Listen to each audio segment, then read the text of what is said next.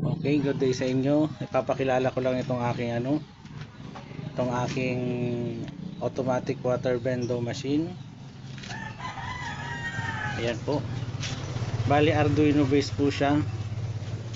Ang advantage po nito ay extremely accurate po ang dispensing ng tubig niya. Hindi kagaya ng mga nabibili natin na pag minsan madami lumalabas, minsan kakaunti. At ang kagandahan nito, pwede siyang battery operated. Ngayon i-demo natin kung paano siya gumagana. Ngayon ang una munang gagawin natin, uhulugan natin siya ng piso. Hulog natin dun. Ngayon may screen nakalagay dun na naghulog tayo ng piso. Tapos pipindutin natin yung start. Sahod natin yung lalagyan. Tingnan mo kung gaano ka-accurate ang labas ng tubig nito.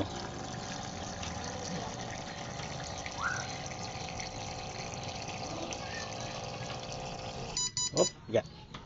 Oh. Tingnan natin maigi. Okay? Sige. Tapon natin yung laman na ito at hulugan natin ulit. Bali ngayon nga pala sa battery siya gumagana. Ayan no. May battery pack siya. Ngayon kung titingnan natin sa likod, ganito po siya sa likod. Pasensya. Okay, naputol yung video natin. Bali tatanggalin natin siya sa battery.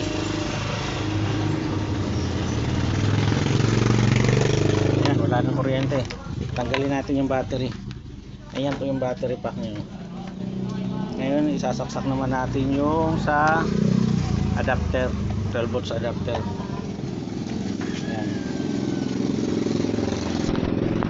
Ayan, nagbo-boot siya. Ngayon tapon muna natin yung laman ng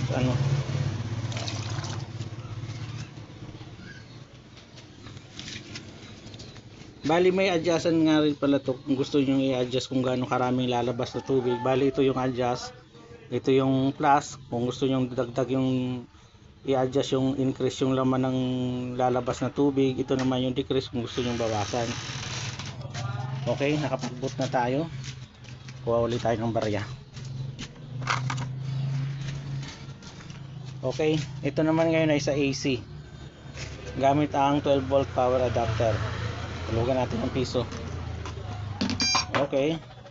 Pindutin natin yung start. Sahod natin yung baso.